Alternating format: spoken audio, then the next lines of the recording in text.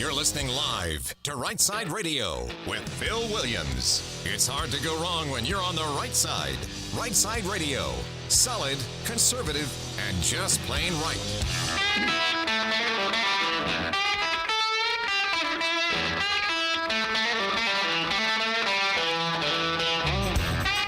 Alabama's syndicated news talk leader, Rightside Radio, Phil Williams, here live in the Rightside studios, man. We got the local, the state, the national, covering down on all the issues. And like that dude just said, yes, we are solid, conservative, and just plain right. Well, it's Monday, January the 9th, and Boomer's on the board. Hey, Bubba, how you doing? Hey, it's Monday. I'm ready to go. Glad of it. All right, man. Hey, we got a great show for you. Several callers here. Topics that I think are going to be right up front. And I'm noticing, by the way, that Brian from Huntsville already texted in something about maple bacon apple fritters. I'm going to check that text out in a minute. Hey, here's the show for today. So at 3:00 today, there's a topic that I'm just it makes me mad, man. And so I reached out to somebody who I follow on Twitter, who I've known a bit in Montgomery, Jamie Harding. She's the Assistant Director of Communications for the for the American Association of Retired Persons, the AARP of Alabama. So she's going to be on with us at 3:00 because there's a huge spike right now going on in scams against the elderly. I mean, it's just, to me, it's unconscionable. But we're going to hear directly from someone who has information about it on a regular basis. Jamie Harding, AARP of Alabama, 3:00 today. You're not going to want to miss that call. I got some personal insights on some of that too. Yeah, so there's that. Then 4:00 today, Stephanie Smith, our friend who has the Thatcher Coalition, the consulting firm where she does quite a bit of work. She's worked in both federal and state politics. She and I are going to be on together to talk about some of the machinations going on at both the state and federal level, which go right into our triple dipper. So hit that.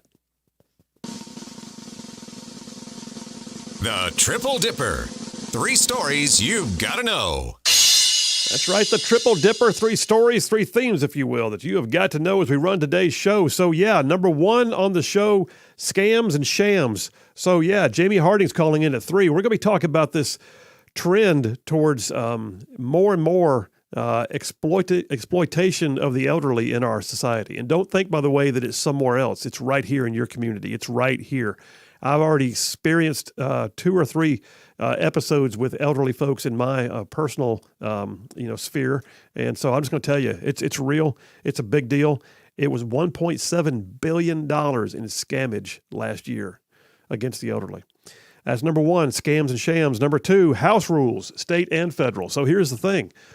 We've got new house rules going into place in D.C. potentially today because Kevin McCarthy was elected the Speaker of the House late Friday night, early Saturday morning.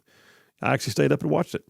And then at the same time, in Montgomery, we got a leaked copy of proposed new House rules that are going to change the way they do things down there, and not everybody's on board with this. So we'll talk about it. Number 2 on the Triple Dipper, House rules, state and federal. And then number 3, border chaos. Charlene and I were talking, and she's given me a couple ideas for parts of the Triple Dipper because I'm telling you right now, my wife is more savvy about politics than I am most of the time. And so number 3 on the Triple Dipper today is actually coming straight from her, border chaos. What we are seeing right now at our southern border, the fact that the President of the United States made about a 3-hour visit finally after 2 years, and the actual war that is going on between the cartels and the Mexican governments, I'm telling you, it is unbelievable what's happening on the southern border and just south of it. So we're going to cover that, number 3 on the Triple Dipper, border chaos. All right, that's the show laid out for you today. Let me jump over to my comments. And I'll be honest with you, I'm going to start off with a zinger. You ready? So I got shot a few years ago. And I got your attention, didn't I? No joke. I was shot in the leg at a gun range. I was literally just feet away and I watched the guy turn around with a loaded shotgun, and I could still see the blast coming out the barrel as he had what the Army would call a negligent discharge. Well, I was shooting sporting clays with some friends, and one of the men in front of me at the shooting station was shooting a 20-gauge over-under shotgun. He fired 1 round at the clays, and I guess he forgot that he had loaded 2. So he literally turned around, and I'll never forget this. He goes, "Well, I missed that one." Blam! And I went down. I'm very keen on gun safety. Always use good muzzle discipline. Keep that barrel up and down range until you've cleared the weapon. Treat every firearm like it's loaded and ready. And even when you know it's unloaded, you never sweep a person with the working end of the gun, ever. So like I said, I was conscious of gun safety, which explains, I guess, why as he turned around, I immediately focused my sights on the barrel of the shotgun, but too late. Like I said, I could still see the cloud, the wad, and the shot rushing out the end of the barrel from literally just 3 feet away. Now, the saving grace in that incident was that his barrel was just low enough to where I only caught some of the blast in my leg. The rest of my injuries came from the ricochet, where the full effect of the blast took out a chunk of concrete literally an inch from my left foot and then scattered up into my boot and my left foot and my lower leg. So yeah, surgery followed by several months of therapy, and I was finally able to jog again. But many times I have thought that if his barrel had been just a mere half-inch higher when he hit that trigger, that I might actually be wearing a prosthetic leg right now. Literally 3 feet away. So who was this guy? Was he a knucklehead? Was he some dude that I got stuck shooting with some range time? No, not at all. He was an esteemed older gentleman that I've known for years. He's passed away now, but his son, who was also there that day, is still a good friend of mine. It was a bad case of friendly fire. It was a moment in time that cannot be taken back. It was a brief interlude into a regrettable act of carelessness, and there were injuries. There's a lesson learned for both sides. Well, let's flip that script now. Let me take the idea of a negligent discharge, of something you shouldn't have done, that you shouldn't have said, that you shouldn't have acted upon, and talk about it in the political realm. Well, this past Friday night and into Saturday morning, I totally geeked out, man. I watched the votes on the floor of the House live on TV to witness the coming together of all the wrangling and the negotiations to see Congressman Kevin McCarthy elected as Speaker of the House for the 118th Congress. I wrote a piece that came out this morning on 1819 News and is going to run in various other news outlets throughout the week on why I believe that last week's debate was the epitome of what's supposed to happen in a free and elected body of representatives. There was hand-wringing and negotiation and moments of tension, but that's the way it should be. It was debate. It was horse trading. It was the way our founders intended the legislative branch to be. And in the end, it worked out. And I believe that the conservative position in Congress is now much stronger because of it. But the fact is, there apparently was some harm done. There were a few individuals who not only hurt their own reputation, but the fallout from their friendly fire is still happening. Much like my friend now being known as the guy who shot me on the range and the fact that I had to go through months of surgery and rehab, there has been some damage to the Republican cause, but it might not be what you expected. And oh, by the way, we're going to feel it here in Alabama. Because of the fallout that I'm talking about, it relates directly to a member of Alabama's congressional delegation. Well, first off, before I get to Alabama, there's GOP Representative Dan Crenshaw. The former Navy SEAL and Purple Heart recipient from Texas let his emotions get the better of him. In what would have to be considered some poor muzzle discipline, he popped off at the mouth one too many times, and he literally chose to refer to members of his own parties in the most derisive of terms. Saying things to the press like they need to shut the blank up and calling his peers political terrorists did nothing for the negotiation process. And, truthfully, it did nothing for his reputation among members of his own caucus. Over the weekend, I watched as Crenshaw tried to explain it away and act like it was nothing. But just this morning, as the House convened in its organizational gathering to approve new chairmanships, Republican Mark Green, a conservative member of the Freedom Caucus from Tennessee, beat out Dan Crenshaw in a vote of his own caucus to become the next chairman of the House Committee on Homeland Security. Now, Texas, where Crenshaw's from, Texas is a border state. And Crenshaw's position as chairman of DHS, well, that would have been significant for that state in his bid to secure the southern border. But the prevailing thought is that Crenshaw's attacks on his fellow Republicans served to disenfranchise him in the running for the position. It was friendly fire. It was a negligent discharge, and it backfired on him. But then there's our own Alabama senior Congressman Mike Rogers. Now, international news was made, and you've probably seen the pictures, as cameras show Alabama's delegation member, a senior member of Congress, who is next in line, by the way, to be chairman of the powerful House Armed Services Committee, having to literally be restrained as he threatened and pointed at Congressman Matt Gaetz for not voting for McCarthy. It was ugly. I don't know if it would have come to blows or not. I would hope not. And we don't know to what extent Gaetz may have had it coming, but in a heated and somewhat uncontrolled moment, Rogers lost his cool. And as a result, he lost part of his standing in the body. Added to that is the fact that Rogers was known to have threatened other members of the Freedom Caucus earlier in the week with the loss of their committee assignments if they didn't get on board with the McCarthy election. Now, you may wonder, why would he make such threats? Well, maybe because he was a member of the GOP steering committee. That's the senior leadership of Congress, where he was the representative for the Tennessee-Alabama region. And that committee is the one that makes the committee assignments. Yep. And this morning, the news broke right before I went on the air that Alabama's Representative Mike Rogers is going to be resigning this week from the steering committee, meaning that key influence for Alabama may have been lost if we cannot get another one of our current delegation members on the committee to replace him. That's 2 episodes of friendly fire on the floor of the House. That's 2 members who knew better. That's 2 negligent discharges that brought ramifications because they could not execute their mission with more professionalism. And it may have been a singular moment in time, but it's one that both men are likely regretting. So yeah, don't be that guy. Keep that barrel up and down range, men, at all times. It'll save everyone a lot of pain and discomfort later on. And that's a wrap for the Right Side Way. Yeah, so there we are. Congressman Mike Rogers resigning from a very powerful position, the one that would have allowed him the opportunity to make committee assignments. And who knows, how would that have benefited Alabama? At the very least, Alabama would have been registered as one having clout. And now the senior guy is having to resign from that position. Why? Because he abused his rights in the position. And then Dan Crenshaw, what a loss, man. But you know what? Gain for Tennessee. And I know Mark Green briefly. I met him at a Club for Growth Foundation meeting. I like the guy. I think he's spot on. So hooray for Tennessee. Dan Crenshaw, get your act together. All right, folks, Phil Williams, Right Side Radio. Y'all stay tuned. We will be right back.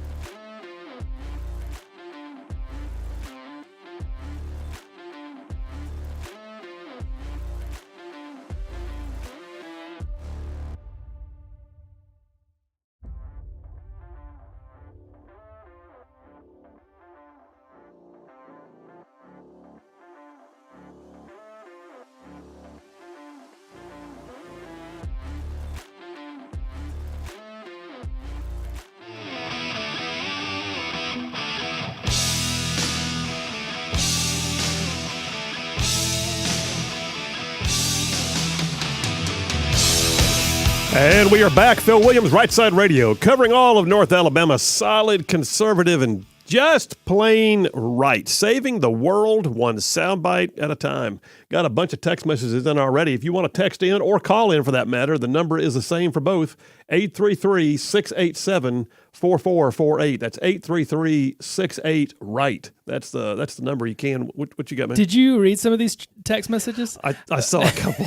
There were a couple on there, and one of them was from Juan from Newmarket. He said, "Oh, you were Dick Cheney." Didn't somebody else call that? And then Brian called in from Huntsville and said, I didn't know that Phil was friends with Dick Cheney. Yeah. Dick Cheney goes out there on a bird hunting expedition, about 10, 12 years ago, and literally shoots one of his compadres on the out on the range. Man. Of course, that time I think he filled his face with birdshot. If I got to get shot, I guess birdshot in the ankle is better than. It was so. I mean, I got all so I got all the Dick Cheney jokes. Do you get that a lot? Every time I bring the story up, yes, every single time. And then the other one though that I got multiple times was they would say something like, "So you did a year in Iraq and a year in Afghanistan and you got shot in Ohatchee, Alabama?" Yes, I did. Yes, I did. You're like, yep, that's about right. Don't know what else to tell you. There it was. The crazy thing was when I got to the hospital. I've got a bunch of friends who are in the medical profession. I called one of them while I was en route, and he's a surgeon. He's like, "You've been shot. I'll meet you there. Which hospital are you going to?" I told him, and he said, "Who's your orthopedist?" And I told him, and because all the things that got broken on me have been fixed by the same doc. So anyway, I show up at the hospital. It's like the president's been shot. I got the ER doc. The guy who shot me is a doc. Yeah. The guy who I called is there. The orthopedist who he asked who it was is there. And a friend of mine who was an anesthesiologist is there. I had 5 doctors convalescing upon me. And there was some sweet little old lady behind the curtain waiting for the third hour to see somebody. And I'm getting bum rushed by all these doctors. "What's going on? How's he doing?" Anyway, it was a hoot. It was a hoot / you got it through okay. Prefer not to repeat it. Correct. Yes, that would be a very good idea. I would prefer not to repeat the process. And I don't even want to say, it's just one of those learning experiences that I'm glad I have. No. How about I understood before it happened that it was a bad thing? Okay. Sheila from Madison just texted in and said, "Your monologue was spot on today. The behavior of those 2 men was inappropriate and should have consequences. When you're a leader, you need to be better and set the example." Sheila, you are so right. Thank you so much. And I hate the idea that we may have lost a position of influence for the state of Alabama with Mike Rogers. Daniel from Tullahoma takes real issue with Representative Dan Crenshaw. And, and I'll be honest with you. So Daniel from Tullahoma, I understand your sentiments here. He's basically commenting about the fact that he was in the Navy and whether he's disgraced his service. And I can't go there. I'm not going there. I mean, the man's a Purple Heart recipient, lost an eye as a Navy SEAL. No, not saying the wrong thing about somebody in civilian life does not in any way discredit his years of service. So Daniel, I'm not going down on that one. That's I have to differ with you, brother. And then John from Huntsville. John literally just texted. He said, "Have you ever done a quadruple dipper? After all, with God, all things are possible." And then he follows up and goes, "Okay, now that I know you've been shot in the leg, I feel really bad about giving you a hard time on the triple dipper." Oh, well, I wasn't doing it for sympathy here, Brother John, but anyway, text lines are open. Text us your feedback. Text us your sarcasm. We'll do what we can with both. Allie from Athens has texted in too and said, "Is it?" I don't know what you're saying to me, Allie. Is it hoots? I don't know what that means, but anyway, it was wrong. And we used to have to, and Allie can probably recognize this because she spent all that time in Baghdad. But we used to have to go to the clearing barrels before you walk through into the gate of any fob. You had to clear your weapon so you're not walking around with a round in the chamber. And there was always somebody who'd forget how to clear a weapon right. And I've got some stories about that too. Luckily, nobody got shot that I know of at the clearing barrels. All right, we got a full show for you. So coming up here in just a minute, we're going to jump right into number 1 of the Triple Dipper, Scams and Shams. And top of the hour, I've got Jamie Harding calling in. She's the Assistant Director of Communications for the state of Alabama for the AARP. I called her because Jamie, I follow her on Twitter. She's actually pretty funny. Most of her stuff is personal on Twitter, but she is I have since discovered, since I asked her to come on the show, she has been the spokesperson around the state of Alabama for the the questions about elderly abuse when it comes to finances and scams and shams that have been perpetrated upon the elderly citizens, not just of our state, but of the nation. There's been a dramatic increase in the last few years, and it's sad. And they prey upon people who are lonely.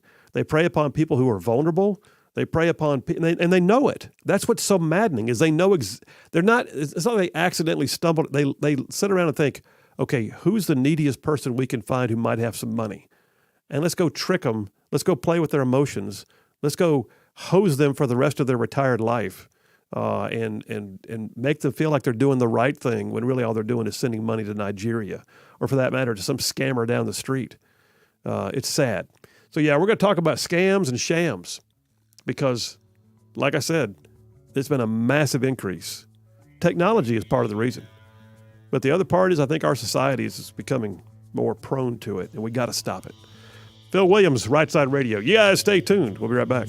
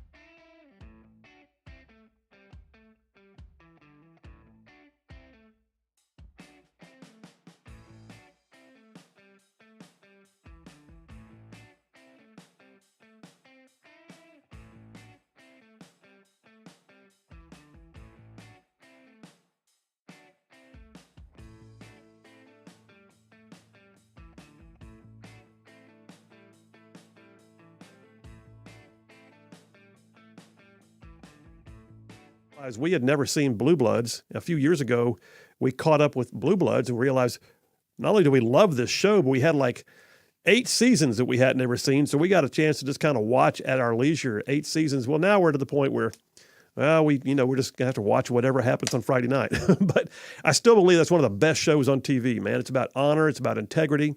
It's about service. It's about family. It's about duty over self. Great show. Love Blue Bloods. I like Tom Selleck as an actor anyway. This past Friday night, one of the subplots within the overall show was the elder patriarch of the family finding out that one of his older retired neighbors had been scammed. Someone had called and said that her house owed back taxes and that she had to make payments immediately, but they wouldn't take cash. They couldn't take cash. Ma'am, you got to do something. And they wound up, believe it or not, taking gift cards. Well, this sound, you look at it and go, okay, who's going to do that? It happens all the time. And by the way, some of these are sophisticated to the point that you can't tell they're not real. And I had an experience with this. So I am the conservator for an elderly woman in my area. I'm basically the guardian of her finances. And I got a call from her family one day. They said, we just got a call, said the power bill's being turned off. What do you mean it's being turned off? They said it's for non-payment. What do you mean non-payment? Well, the immediate thought I had was, it's on a Saturday, was, oh my gosh, at my office we must have missed a payment somehow because we pay all of our bills. So I went into, holy crap mode. And they gave me the number and I called and I got a person and I got a recording and I got an answering service that sounded just like I was calling Alabama Power. I mean, it routed me through their call system until I got someone who then worked me through the issue and then told me that, yes, I could make the bill current today, but I had to do it by today because the cutoff notice, it was like the third notice they said. Well, I'd never seen a notice. And then I began to realize as he wanted me to pay the bill, that the best way to pay it was at the kiosk. Well, Alabama Power does have kiosks. Outside of their offices, a lot of times you pay at a kiosk. If you just walk up during the weekend, you can use a credit card like an ATM, and you can pay your power bill. It's an Alabama Power kiosk. Except when I drove to the address he gave me for the kiosk, I realized it wasn't the Alabama Power office. It was a gas station. And I looked at it and I thought, okay, now what's happening? And I walked inside. This is last year, y'all. And I walked inside and I looked at the guy at the counter and I said, I know this is going to sound like a crazy question, but do you guys pay power bills here? And he goes, what? And I said, I'm just saying, do you guys pay power bills here? No, sir. Do you have an ATM? Yes, sir. And he pointed to it. And there it was, an electronic ATM, where you can also do wire transfers, by the way. And yep, this guy was trying to send me to a random gas station ATM. And folks, I'm going to tell you, I pulled out at that point. I called Alabama Power. I reported what was happening. I made sure they knew. And then we discovered that, her bill was current anyway because my office had indeed paid the bill. And Alabama Power assured me they don't make phone calls like this. And oh, by the way, they would never just cut off someone's power like that. Especially, that was in the heat of the summer. Especially during the hot months because they know what it can mean. All that to say, that was a scam on an elderly woman. And it's a good thing that I was there, number one, to intervene and to hear how legit it sounded. And then to be able to take action to try and turn these people over. It got to the point the guy was texting me because I was on my cell phone. He was texting me, sir, have you arrived at the station yet? We can go ahead and arrange payment now. Here's the amount of the bill, and you'll need to use this account number, yada, yada, yada. And I texted back and I said, one word, scammer. And I never heard from him again. This happens every single day. Story here on Fox News. And by the way, this happened in a different way to my grandmother. My grandmother has passed away now. I'll never forget my mom was helping care for my grandmother in her latter years. And my mom was shocked to find out one day she went over to check on grandmama, living in an assisted living facility, had her own apartment there and all that, and found something that indicated that my grandmother had just been called by a magazine subscription service, and in her late 80s, mid-80s, they signed her up for a 6-year subscription to multiple magazines. It was hundreds of dollars on her credit card. And my mom said she about hit the roof. I don't blame her. So sometimes it's official and they shouldn't have done it. And sometimes it's pure scam and they definitely shouldn't have done it. Fox News, story that came out just a couple of months ago. FBI raises the flag on elder fraud after thousands of retirees are scammed out of $1.7 billion with a B. Billion. By the way, that's not an estimate. The Federal Bureau of Investigation, the FBI, has raised the flag on precipitous rise in elder fraud claims in recent years. According to their 2021 Internet Crime Complaint Center, there were over 92,000 victims who lost $1.7 billion to elder fraud schemes. The losses were a 74% increase over just a few years before. 74% increase, $1.7 billion. And that's just the victims they know about. Ain't nobody knows how many went without it being told. It says on the average, victims lost over $18,000 each. More than 3,000 victims lost $100,000 each. That's money just taken from them. The FBI claims there was less than $400 million in total losses back in 2017, and now it's $1.7 billion just a few years later. What the heck? They give you some stories here, like one guy, an older gentleman who had been a very successful contractor, built a big business and got to retire comfortably in his latter years, but he was a widower and he was lonely, and he began talking to a lady online. And I'll just tell you the story briefly, just paraphrase it here. He began talking, and they developed this relationship over time with a woman named Mary, who the scammers had developed the personality to fit his profile. She had a background that identified. They began to talk back and forth. And this went on for a period of time. In other words, they didn't just rush in there and try to get a power bill cut off. They saw a target and they developed it, man. And it got to the point that the article says they used his loneliness. And she began asking for money. And then at one point she was overseas and couldn't get a ticket home and needed more money. And next thing you know, he's transferring upwards of $40,000 a time to pay for her medical bills and things that she said she needed. Over time, his family found out that he had transferred up to $750,000 to a fake account. And you can imagine how he felt when he realized what had happened.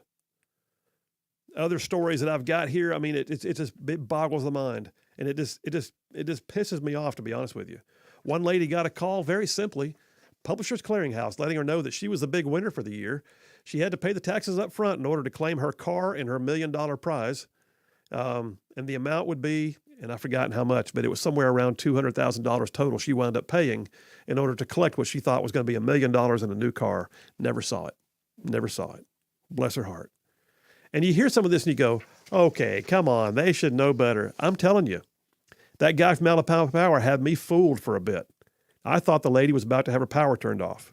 They thought she's about to have her power turned off. They even had a return call that when you call back, it had all the same, because when I called Alabama Power, the real number later, I got a very similar answering service. Wow.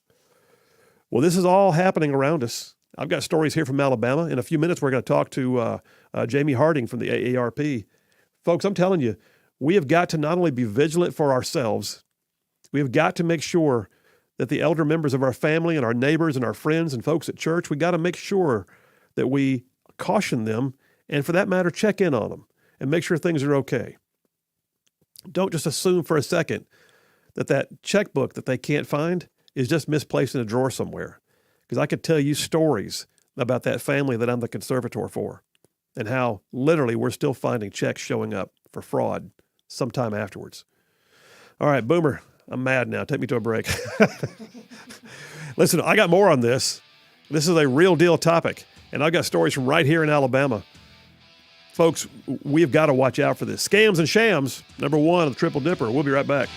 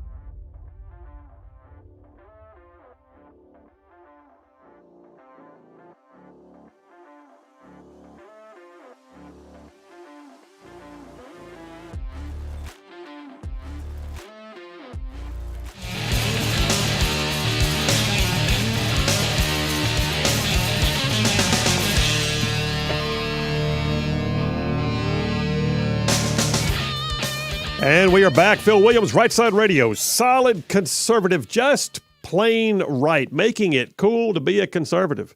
Hey, I just got a text back, James from Harvest. I appreciate you, man. I did that answer about what a whip is on the House floor, and he says you explained it like I knew you would. And by the way, Blue Bloods is an amazing show. Yes, it is. And then Jeremy from Huntsville just texted in and talking about, it says, when it comes to taking advantage of the elderly, it's going to take breaking some good, bad habits, like leaving your doors unlocked, putting money between the mattress, or offering a stranger a ride. It says, we need to warn our young and elderly and step up if you're in the Goldilocks zone of not being vulnerable in order to help preserve hospitality. That's a great text. Thank you, Jeremy. Appreciate you. So yeah, back on this topic. And I'm going to tell you, some of this stuff comes from right here in Alabama. I got one story here. Where'd it go? Reaching the wrong part of my stack. Yeah, here's one. AL.com reports just about a year ago, $166,000 recovered, which, by the way, they don't often recover it. So that's good doings. In Madison County, Sheriff Kevin Turner in Madison County said they arrested a guy named Keno DeAndre Roper, 26, currently being held in the Madison County Jail at that point, charged with 3 counts of first-degree theft by deception. That basically authorities in Madison County had been alerted to a elder abuse scam where people received calls from someone claiming to be a lawyer seeking money for bail or legal fees. And so, yeah, that's one of the scams, by the way. Very common. You get a call saying you find out that there's a person in the family who's the ne'er-do-well, but they love their grandma. Well, next thing you know, grandma gets targeted. Hey, your ne'er-do-well son, I'm his lawyer. He's in jail. Nobody else in the family will talk to him. And we need some money for bail so I can get him out, and we'll work with you from there on. And they think they're bailing out their beloved grandson who's got trouble, and no, they're getting scammed. It's just awful. It's another phishing scam that came up just in this story came out of Rochester, Minnesota, October of this past year. A cable TV company, in that case it's Charter Spectrum, called a lady by the name of Jean David, promising her a savings of 35% off her Spectrum bill with a senior discount. Only catch is they don't offer a senior discount. What they were really trying to do was get information from her to get her Social Security number so they could open an account in her name and pilfer money otherwise. So they do this. Sometimes it's phishing for information. Sometimes it's phishing for the actual money. I've got a list here of the top scams, but I'll hold that one for a minute. I will tell you this, though. There's a Mobile woman who was arrested just last month. Mobile woman arrested just last month, according to Fox 10 TV down in Mobile. Police investigating complaints of a scam traced payments to an address on Basil Street and charged a woman there with financial exploitation of an elderly person. Probable cause was found. Turns out that she had been one of those scamming people on the means by which they could get their sweepstakes winnings, but they had to pay the taxes up front. Doesn't work that way, y'all. It doesn't. You can't be taxed on what you don't have. I'll just tell you, if you get a call saying, "Yeah, pay the taxes up front so you can go ahead and have," no, it doesn't work that way. The monies from a prize like that are not going to be taxed up front. They're going to be taxed in arrears, meaning you can't be taxed on what you've never owned. So there's that. I mean, I got it's just piles of it. I do love this one though. This is righteous. January of last year, officials on Long Island are alerting people to elderly scams after a 73-year-old woman helped police outwit a group of would-be fraudsters. Yep, this lady got a call from someone claiming to be a lawyer for her grandson, asking for $8,000 for bail. She didn't buy it, so she called the police. The police encouraged her to go ahead and proceed with the scam, and they came over and stayed in her house. When the man came to pick up the money, she handed over an empty envelope, and the officers inside, it says, waited till that moment and then jumped into action. Everything was captured on the woman's home security camera. You can watch the arrest online, so I saw it. And it's listed as being very important to talk to your family members about these potential scams. I got a caller on the line, bud. I'm sorry, I just realized. Line 1, Brian from Huntsville. Brian, how you doing? Mighty fine, and everything. All of a sudden, that cops, bad boys, what you got to do comes back to my head. Yeah, absolutely.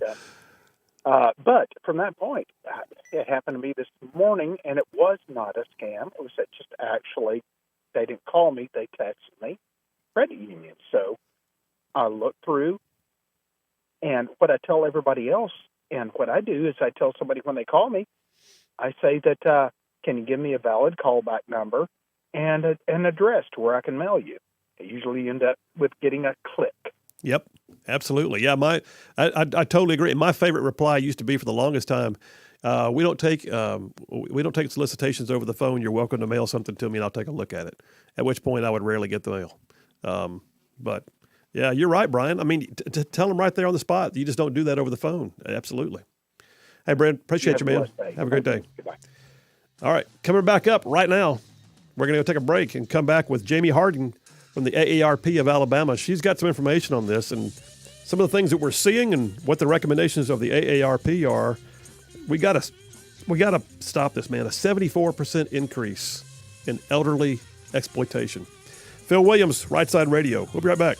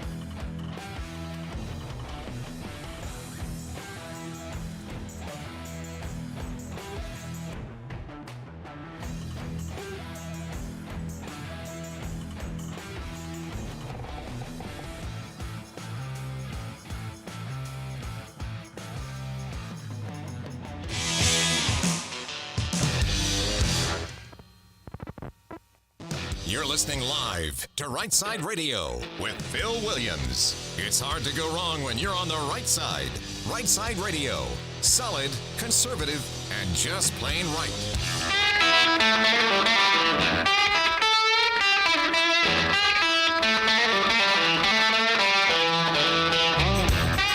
Alabama's syndicated news talk leader, Rightside Radio. Phil Williams here live in the Rightside studios for hour number 2 already. Local, state, national. Man, we cover down on all the issues. And like the dude just said, solid, conservative, and just plain right. Well, I spent the last 20 minutes or more talking about something that I have seen happen in my own family. I called this whole segment of the show Scams and Shams, and that is not meant at all to be a lighthearted title. This is outrageous that we have a 74% increase in the number of scams against the elderly in our society. $1.7 billion in losses, some of which are very sophisticated scams and some of which just happen, seemingly randomly and quickly. All the same, it's bad, no matter which way it went. That being said, despite me talking about it and having my own thoughts, I knew there was other people out there that are experts in this field. And there's somebody I follow on Twitter quite often. Jamie Harding is the director of communications for the AARP of Alabama. And I noticed the AARP has quite a bit to say about this topic. And I just sent her a message, said, would you come on the show? So without further ado, I am pleased to welcome on Jamie Harding from the AARP. Jamie, how are you doing? I'm doing well, Phil. Thanks for inviting me. Absolutely. Well, thank you. Well, listen, this topic just to me is just, it's heinous. It's one of those things that you look at and think, how could somebody prey upon the most vulnerable in our society like this? And they do it intentionally. But give me your thoughts. What are y'all seeing and what can be done? Well, this is a topic that always rises to the top when we survey our members. We have about 38 million members across the country, about 420,000 here in Alabama. And this is always at the top or near the top of their list of concerns. And really, it's because they are targeted at such a high rate. And so we have put a lot of resources into this. The best way to manage this kind of problem is with education. So that's why I think it's so great that you're having this topic today on your show, because prevention is really, really critical in these situations. Well, it is. And, some of that, I told some of the stories a while ago that I've picked up and some that I've experienced with family members and with an elderly woman who I'm also the conservator for. And you look at it and think, wow, I mean, why didn't you see it coming? But then again, part of the storyline that I told a while ago, one of them was so sophisticated with a power bill being turned off that it had me going for a while. I mean, it's not like there's anybody who, can just see every single one of these and claim that's fake. So there's got to be some parameters. You've got to be able to warn people. You've also got to be able to have some good, solid best practices in place for your household. Yes, absolutely. And, one of the things that we have seen is a great, triple-digit uptick in scams, especially social engineering scams, as we call them, over the course of the pandemic. And one of the reasons these kinds of scams have been so prolific is because people have been more isolated. We've had a lot of older folks, of course, who are at higher risk from getting sick with COVID, at home more, spending more time alone. For a long time, a lot of them weren't getting out to their churches. That social isolation problem, it's a huge health problem, and we knew about that before the pandemic. But when the pandemic hit, it really, really ratcheted up the problem. And truthfully, the cyber criminals, they pay attention to the headlines, just like everyone else does. And they look for ways to take advantage of those headlines. So some of the things that we've seen a lot of is romance scams ticking upwards. People are lonely. People are isolated. So if someone reaches out to them, and oftentimes it comes through Facebook, which Facebook's user base is getting older and older, and they find information about these people, and they see someone who looks like they might be vulnerable. And so, they reach out to them on private messages on Facebook. I actually personally know a gentleman, older gentleman, who lost $150,000 in a scam like that on Facebook. It was horrifying.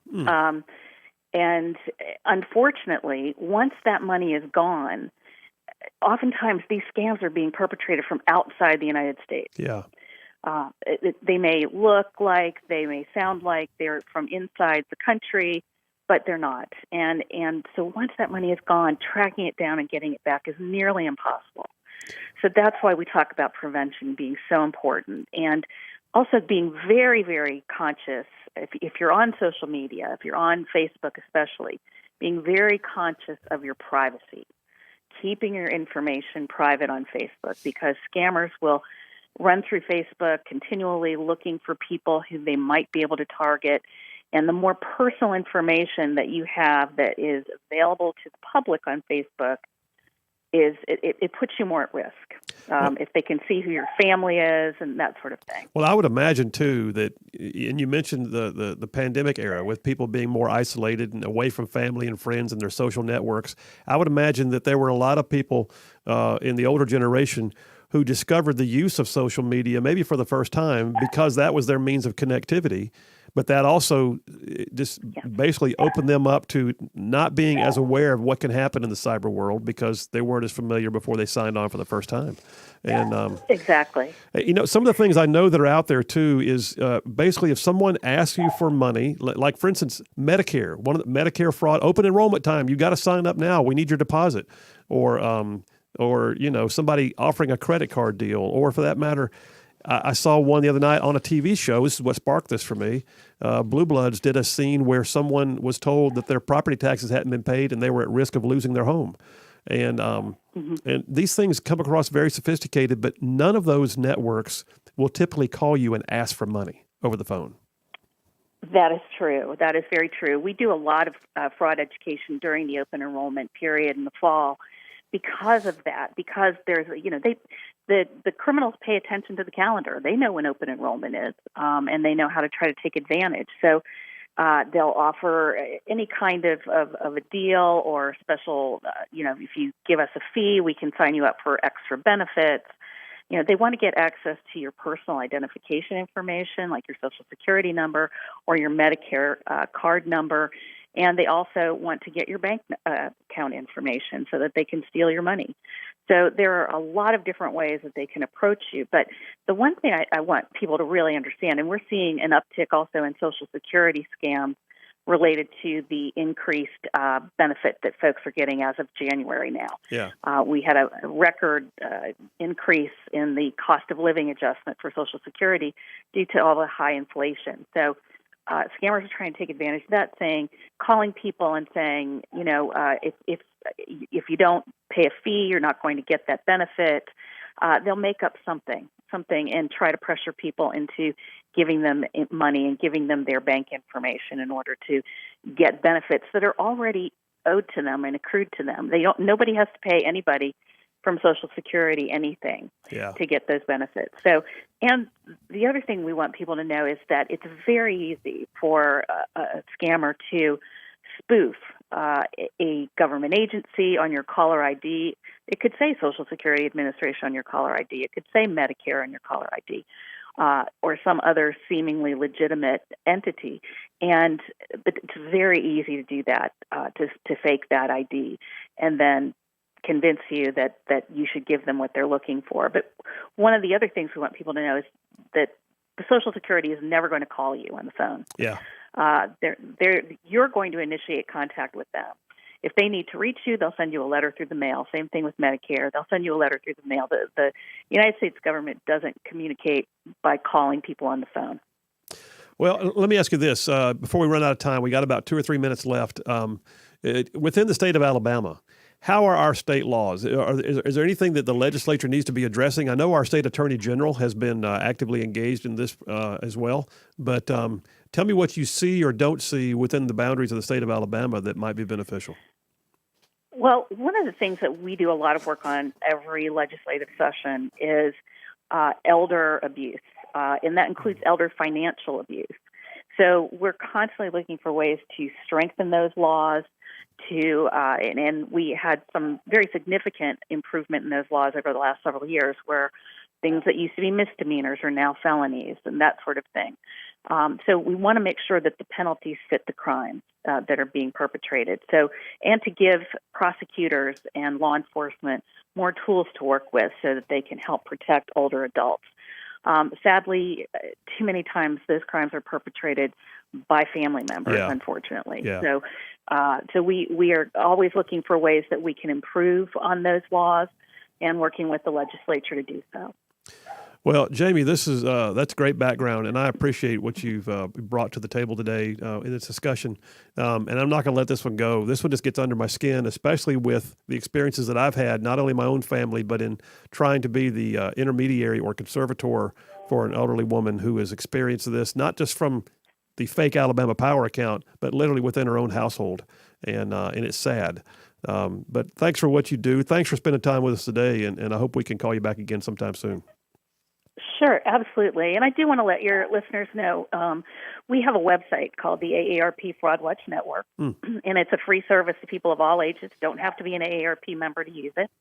And if you're interested in just staying up to date on this information, go to aarp.org/fraudwatch. We keep it updated on a regular basis. All right, perfect. Jamie Harding, Communications Director for AARP of Alabama. Thanks so much for your time. Thank you, Phil. I appreciate it. All right, have a great day. Oh, that was good. That was perfect. I'm going to wrap this up when we get back. I've got a list here of the top 10 scams that target seniors and how to avoid them. It's a great article. It just came out in the last few months. So when we get back, I'll wrap this topic up, and then we'll move on to number 2, house rules. Y'all stay tuned. Phil Williams, Rightside Radio. We will be right back.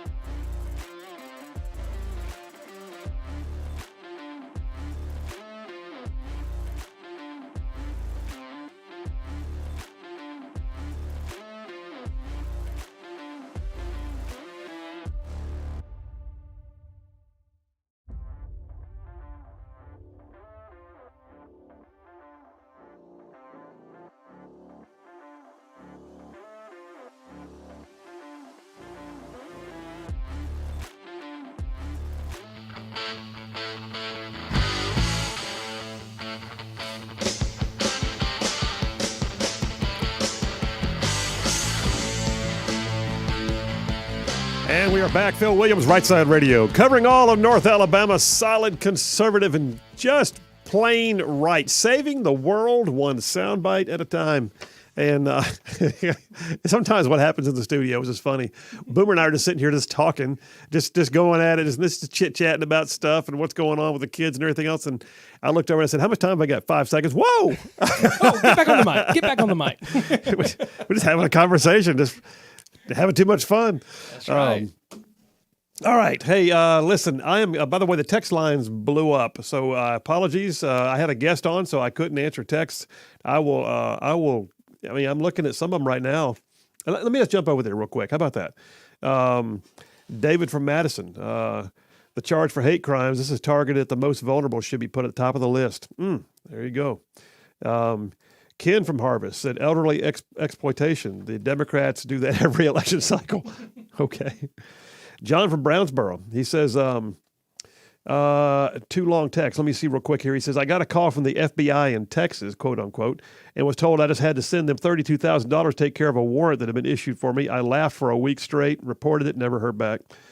Had one call from Redstone Federal Credit Union saying I was behind on my loan payment. They had the correct amount of my loan, but didn't know that I was current on my payments. I said, okay, I'll be there in 10 minutes and we'll address the issue with the office.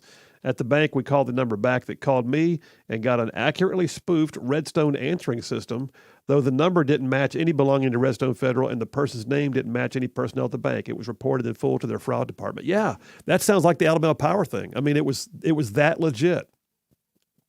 Priscilla from Hartselle. Okay, never mind. Priscilla from Hartselle just sent me a picture, a meme of Congressman Rogers. No way I can describe it to you, and probably shouldn't. So Tyler from Huntsville says, I sometimes answer spam calls. FBI Huntsville field office. How can I help you? And they hang up.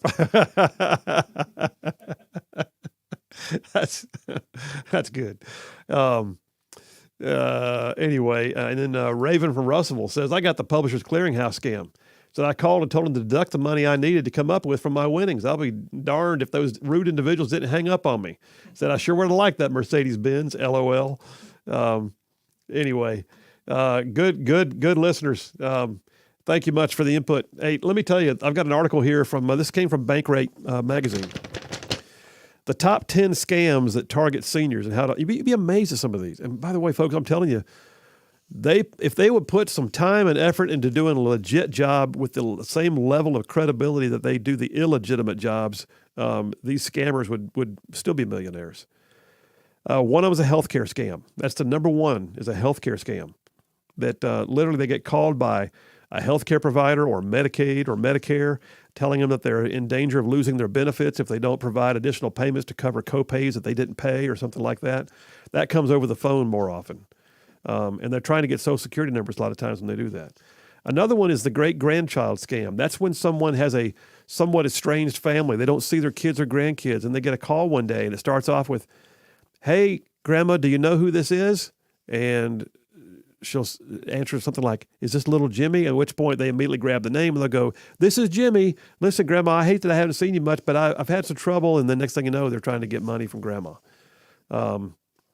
Another one is even you find people who manage their money sometimes, and it can be a family member. It can even be a financial advisor.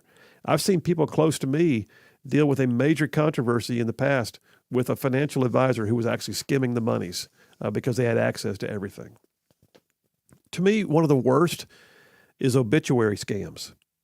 They literally look at the obituaries and they find a widow, and they will call the deceased relative's family member, oftentimes a widow, and they'll prey upon them about debt that the guy so-called, the decedent is so-called left behind. And if you don't pay it, man, we're going to have to collect on this. And they get scared. And so they start providing money. And they're already in a fragile state because they've lost a loved one, oftentimes a spouse. And these people will read the obituaries, y'all, and they will call this is grounds for vigilante justice right here. I shouldn't have said that because someone's going to now say, Phil Williams called it. Anyway, the bottom line is this. Someone needs a whooping. I mean, someone needs some wall-to-wall counseling. This is unreal that they do this. Funeral scams where they try to upsell you at the funeral home sometimes, and you got to watch these. Funeral homes are businesses too, and if you see one that looks like a shady place, it might be.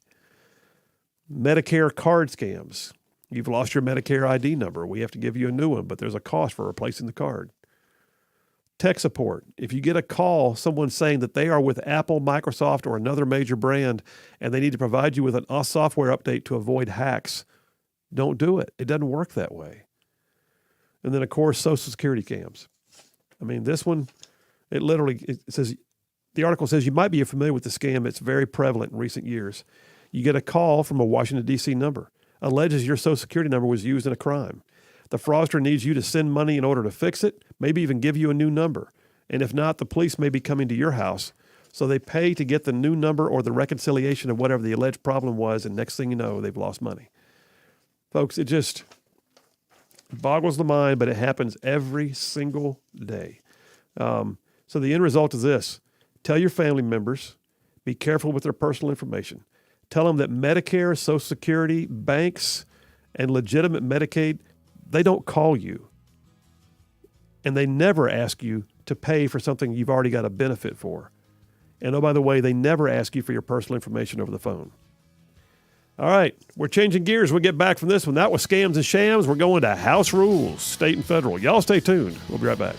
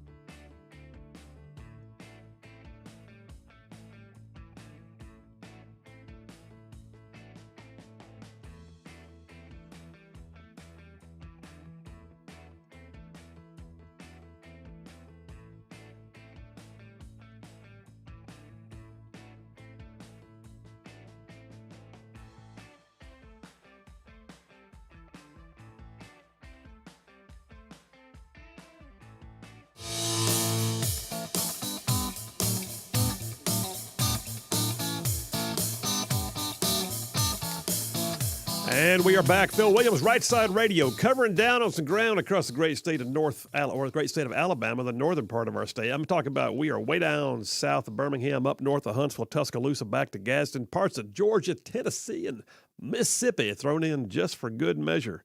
Hey, I'm switching gears now. We finished number one of the Triple Dipper. That was Scams and Shams. We're moving on now to, I'm calling it House Rules, but it's House Rules, state and federal. So, yeah, so let me back up and lay the foundation for this. A lot of folks don't realize that there are rules of the House. I'm talking about Congress, and I'm also talking about the State House of Representatives. Keep in mind, and by the way, I feel like I'm preaching to the choir, but I got to say it every once in a while. There's somebody who's not aware. We have a very viable and active state legislature. Every state does. So you have, of course, Congress. Everybody knows the Congress and the U.S. Senate. But a lot of folks don't realize the impact on their lives of your own state Senate and state House. They meet in Montgomery in the state capitol, and they're the ones that make all the state laws. When you go to when someone goes to court, goes to jail, gets a traffic fine for texting while driving, pays taxes at the gas pump, looks at how much we spend on education, every bit of that comes from Montgomery. And you have elected officials who live right there in your hometowns. I was a state senator for 8 years, and I can just tell you, I knew going in that the state Senate and the state legislature was impactful. I don't think I ever realized to the extent that it was until I got there. And I hate to say that, but I got there and realized, wow, there's a lot of times more that impacts our day-to-day life out of Montgomery than what impacts us out of D.C. It just doesn't get the same kind of news coverage. I mean, we'd be down there in the state capitol passing something of major import, but the story on the news would be something trivial out of D.C. Anyway, within the bodies of the legislature are the rules by which the legislature is governed. Same in D.C. And those rules can be amended, some of them. I mean, you have the procedural rules, like the parliamentary procedure, and a lot of times the arbiter of whether something is or is not meeting the standards of the rules is determined by the clerk of the Senate or the presiding member who sits in the chair. In the case of the state Senate, the lieutenant governor sits in the chair and presides. And in the state House, the Speaker of the House, which is soon to be, we understand, State Representative Nathaniel Ledbetter, who was here in the studio with us a few weeks ago. All right, all that to say, there's rules that don't change in terms of procedure, but then there's rules that do, and those are the actual rules of the House, rules of the Senate, not the parliamentary procedure, but the rules. The rules can be amended. The rules can be amended, and sometimes it makes things worse. The rules can be amended in such a way that it can gain too much influence for a certain person, a certain party, or for that matter, it might make things better. And it's going to be little things like how many members can be on a committee? What are the voting rights? How do you bring local bills? Like if all you want is, if you want to have a bill on, I don't know, whether or not you can have Sunday alcohol sales in Bruton. Well, they may have to have a bill just for their locality in Montgomery, but how do you bring those to the floor and how does it work? And how do you vote? And oh, by the way, what are the procedures by which you vote? And oh, by the way, how much notice do you have to have before a committee can have a hearing? And oh, by the way, how long does it take to bring something to the floor after it's been through committee? All these things relate to the House rules or the Senate rules. Well, right now, today, this is a huge day, y'all. Because last week up in D.C., what was being just bandied about, and it was less about the person. I mean, everybody thinks it's about, it's Kevin McCarthy, we don't trust him. It wasn't. That was like minuscule compared to what was being negotiated. Kevin McCarthy was probably always going to wind up being the Speaker of the House. I say that because he had the overwhelming majority. He had 90% of the caucus. The 20% were holding out, not because they always believed that Kevin was wrong for the job, but there were a couple who did. But for the most part, they were holding out because they were trying to change the rules. They were trying, and for the right reasons, they were trying to bring some different level of autonomy and accountability to the House. Under Nancy Pelosi, people could do things like vote by proxy. Why? Because she had the rules amended to do so. What does that mean? That means a congressman didn't even have to be there. They can just call and leave a note that says, due to the ongoing health pandemic, I don't believe that it is wise for me to be present today. I have now authorized Congressman so-and-so to vote in my stead. Do you know when the when the $1.7 trillion omnibus spending bill came over from the Senate a couple weeks ago? $1.7 trillion freaking dollars of your tax money, filled with pork like you wouldn't believe, that the Senate saw it for a whole 24 to 48 hours tops before they had to vote on it. 4,155 pages. And then once they do, it's called being transferred. They transferred the bill back to the House. It was not at all what the House had seen in the past. It wasn't like the House had really had a time to deal with this. And so they sent it back to the House. Guess how long Nancy Pelosi gave the members of the body to review that bill? About 4 or 5 hours. 4,150. There's no way in the world anyone could possibly read and know for sure what was in there. Pelosi didn't care, and her rules allowed her to do it that quick. And her rules also allowed the fact that 226 members of Congress were not even there. Can you imagine that? You got elected to be a freaking congressman, serving in the Congress of the greatest nation on the face of the earth, the only true viable remaining superpower on earth, and you spent $1.7 trillion and you didn't have the wherewithal to even be there. Onesies and twosies, I get it. Somebody's in the hospital, somebody's sick, somebody's daughter graduated from college, and they're real people too. They got lives, I get it. No, not 226 of them. The rules allowed them to do it. Those rules are changing. So the manner in which Congress conducts its business and the manner in which the state House of Representatives conducts its business are both changing. Now, right now, Congress has taken up new rules today. I mean, I don't know if they got the votes yet. But aside from the vote, scuffle that we saw last week trying to get Kevin McCarthy elected, the thing we got now is some of those moderates, they're ticked because they didn't want the rules changes that the Freedom Caucus got put in place. The Freedom Caucus really held out, y'all, for the benefit of the nation with rules that will allow for greater level of accountability on fiscal matters, will give conservatives more of a voice in the overall process, and that's good.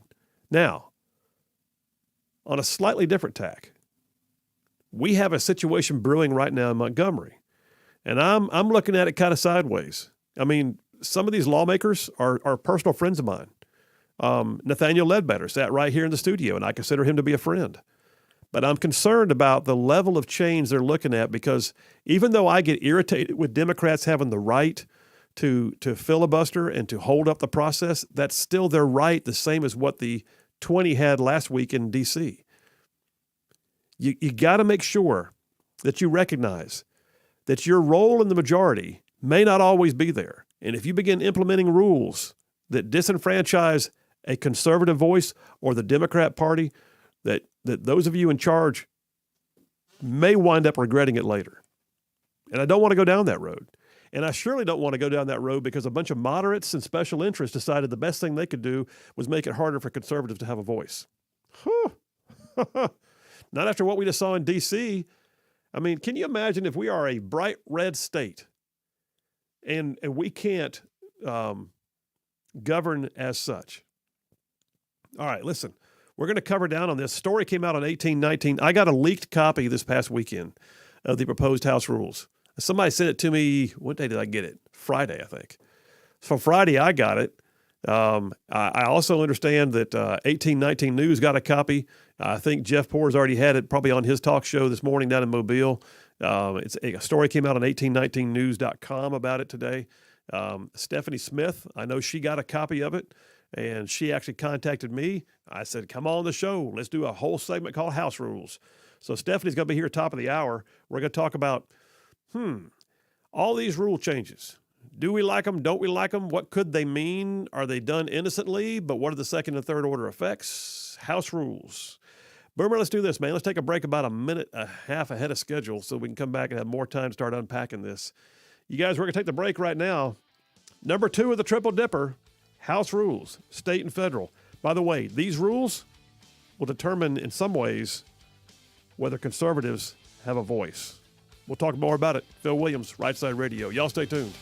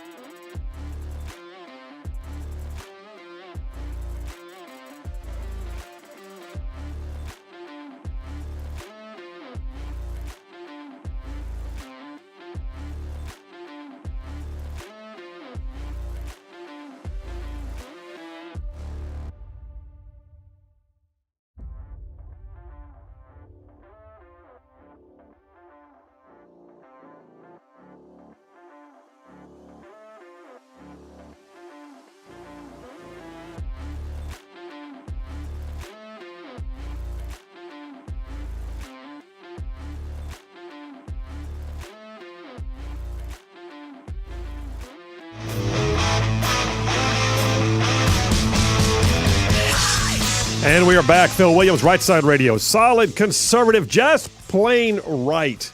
Making it cool to be a conservative. You want to text in? We'll take those. Boomer, I see we got a new texter, by the way. Amy from Madison just texted in. So, yeah, Amy, glad you're there. We got you in the system now. Glad you are on board, Rightside Ruffian. So, if you're texting for the very first time, it's 833-687-4448. You can find all that stuff, by the way, if you go to our website. rightsideradio.org. The phone number's at the top.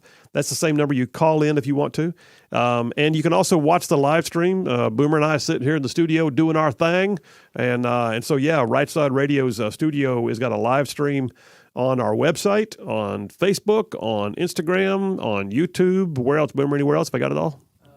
Website, YouTube, Facebook, and that's it. I was like, wait, is there one more? No, that's it. Okay, thanks. There's 4 of them. All right, good deal.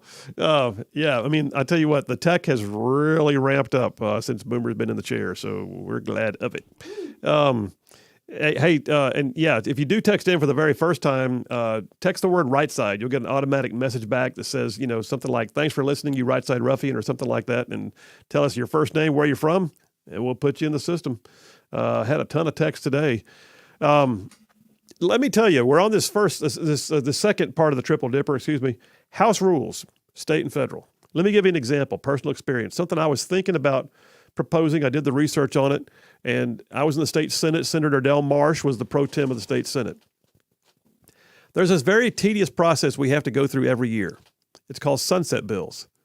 Sunset bills are those that have a sunset provision in them related to a government agency.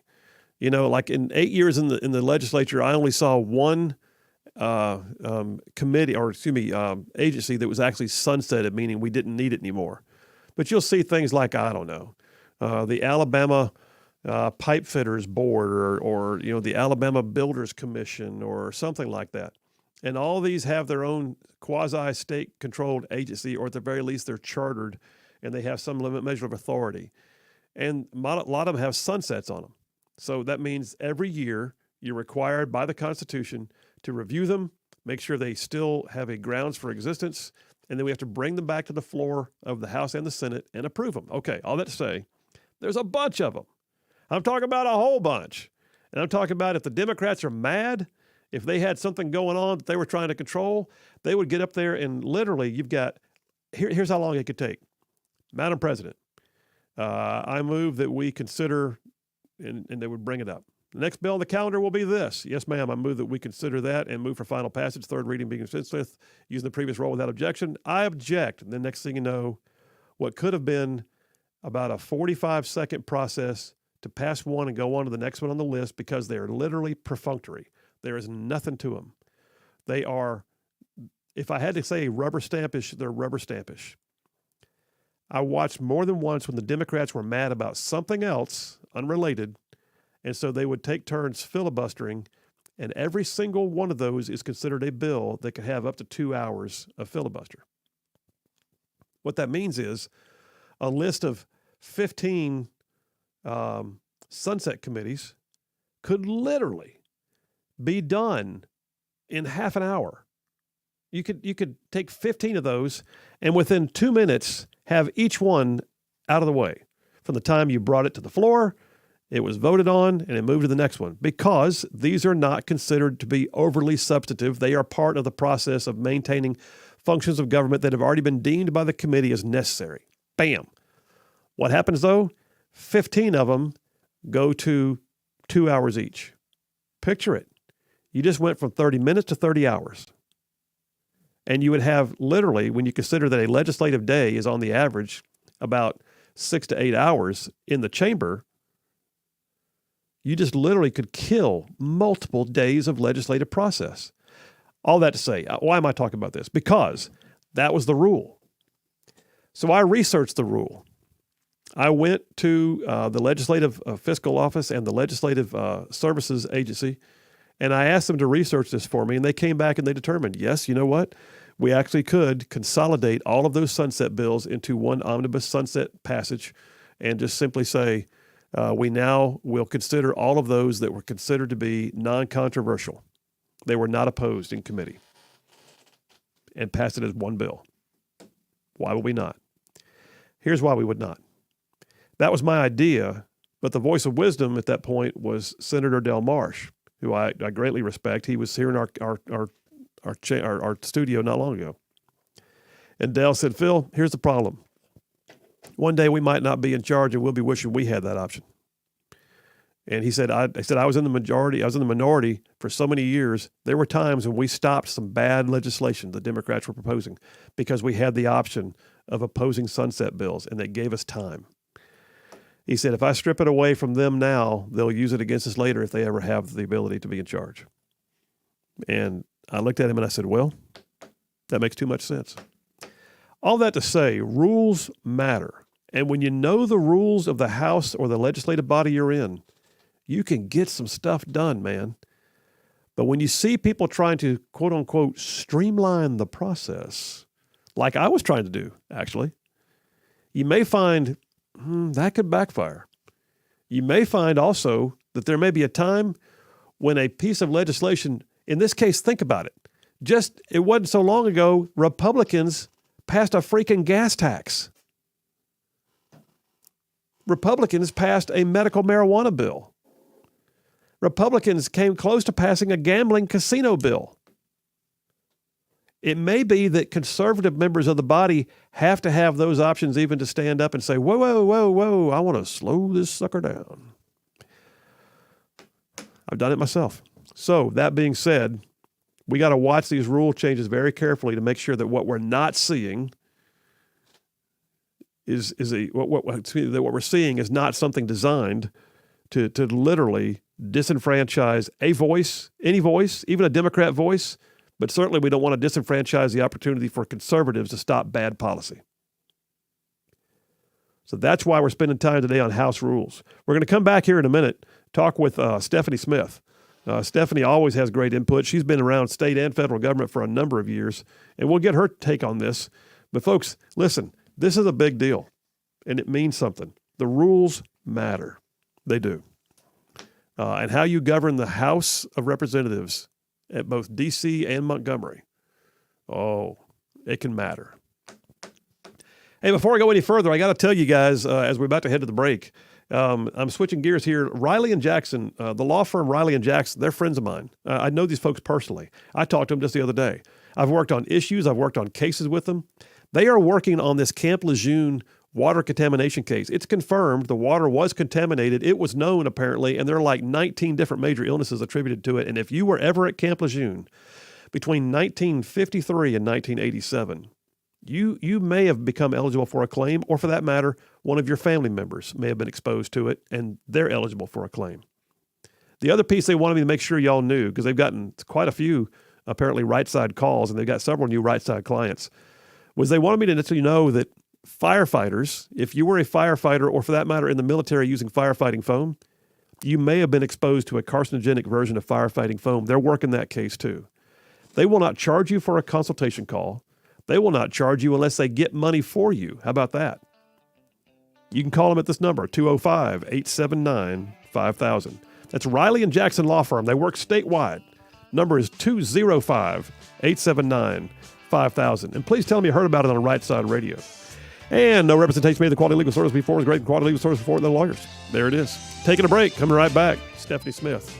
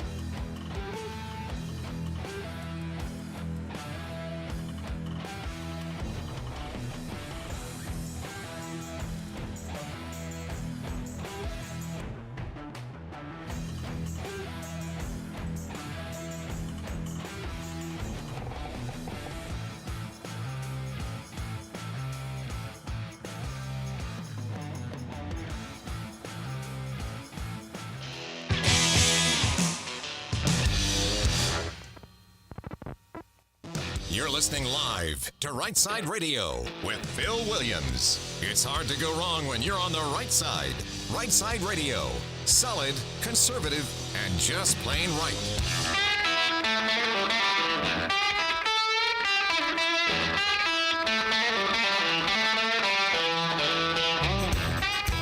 Alabama's syndicated news talk leader, Rightside Radio. Phil Williams here live in the Rightside Studios, hour number 3. And like the dude just said, solid, conservative, and just plain right. Well, we're on number 2 of the Triple Dipper. I'm calling this section House Rules. House Rules, both state and federal. I mean, like I said before, the manner in which they establish the committees, the manner in which they control the flow of things to and from the House floor, the length of time given to review legislation before it's voted on, all that matters. And you can change the dynamic. You can change the whole flow of things. And you can also, by the way, enhance or suppress the ability for people to have a voice. Well, someone who has been on the show multiple times, she's a frequent flyer here at Rightside Radio. Stephanie Smith is with the Thatcher Coalition. They're an organization that does strategy development, governmental and legislative relations, research, regulatory and agency advocacy, all those kinds of things, because Stephanie's got a long history of working in both state and federal, governmental affairs, and also, by the way, doing so for big corporations. Without further ado, my friend Stephanie Smith, how you doing? I'm doing great, Phil. Thanks for having me on. Absolutely, thank you. Well, hey, by the way, before I kick off, this is an aside here. Before I kick off on the House rules, did you see that it appears Congressman Mike Rogers, after his dust up on the floor, is going to be resigning his position on the steering committee for the GOP?